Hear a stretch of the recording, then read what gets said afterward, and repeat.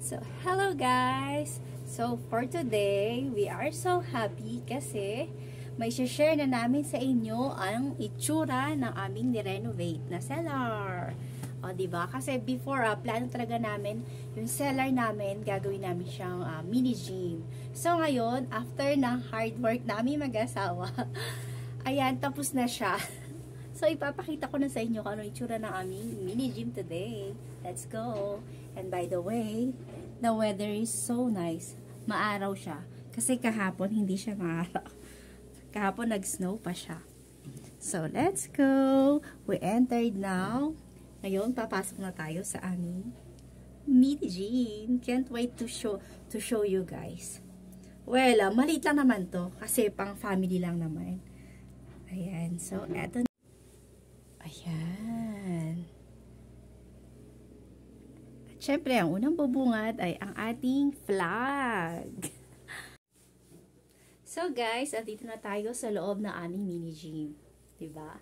So, yung hirap at pagod namin mag-asawa ay worth it. Kasi nga, natapos na namin siya. So, ano lang, medyo nag-ano lang kami kasi wala kaming pictures ng before. Nakalimutan namin kumuha ng pictures ng before para, syempre, yung remembrance, souvenir namin ng asawa ko. So, meron kami nito, speedball. Meron din kami niyan. So, ito, ginagamit, adjustable siya. So, pwede siyang sa kasing taas ni Keshera o yung pwede sa aming mag-asawa. Meron din kami niyan, si Bobby. So, ayan. And, wala. Protection nung dalawang bata. Kasi, minsan nagte-training silang dalawa. Tapos, eto naman, punching ball ng dalawang bata. And also, ang ating flag. Siyempre, yan. Yan yung in-order ng asawa ko dati. Sabi niya sa akin, nag-message siya sa akin, in-order lang kita ng gift, sabi niya. Tapos, marireceive mo. Secret na lang kung ano yung gift ko na yun. Tapos, nung pag-open ko, ayan nga, yung flag ng Philippines. So, inilagay na namin siya dyan. Tapos, eto, para sa asawa ko to. Para rin sa akin. Pero medyo, kasi siya, matigas. Ayan. So, ayan, perfect yan sa asawa ko kasi kasing taas niya. Eto, so, meron din kami itong gamit para sa, ayan, meron kami sa barbell. Eto. Ayan, hindi ko alam kung anong tawag dito. Pero ginagamit ko rin yan. Yan. Meron kami yung upuan. Here siya, yung upuan. Na pwede kang upo. Or yung pagka nagbuhat ka ng weights. Yung mga weights, eto. Eto yung mga weights namin. Ayan. Andito pa sa kabila yung weights. And then, syempre, nilagay ng asawa ko ng medyo design. Yung army, etc. Ayan. May nakakatuwa. Nakaka-overwhelm kasi yung pinaghirapan namin ng asawa ko is, ayan, nakikita na namin. And then sabi niya, maglalagay daw kami ng picture ni Manny Pacquiao kasi favorite niya si Manny Pacquiao sa boxer. Ayan, favorite niya yan.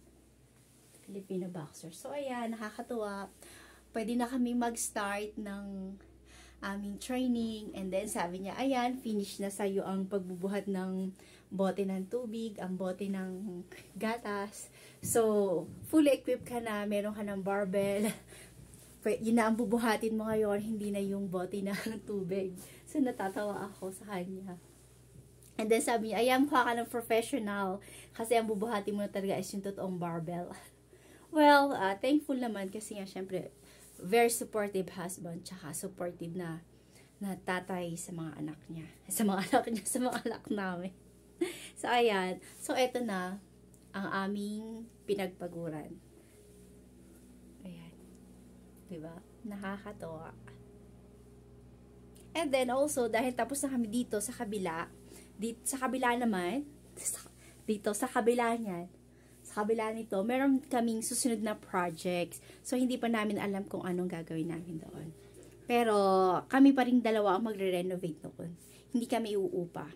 Kasi kailangan maging wise sa pagbabudget, sa paggastos ng pera, diba? So, kaming dalawa lang ang mag-ano yan.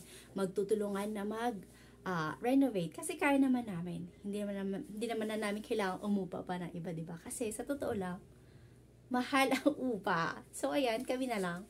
So, okay guys, ayan. Happy lang ako sa inyo na i-share ang aming mini gym. Aming ginawang mini gym. So, ayan. Thank you guys. Bye!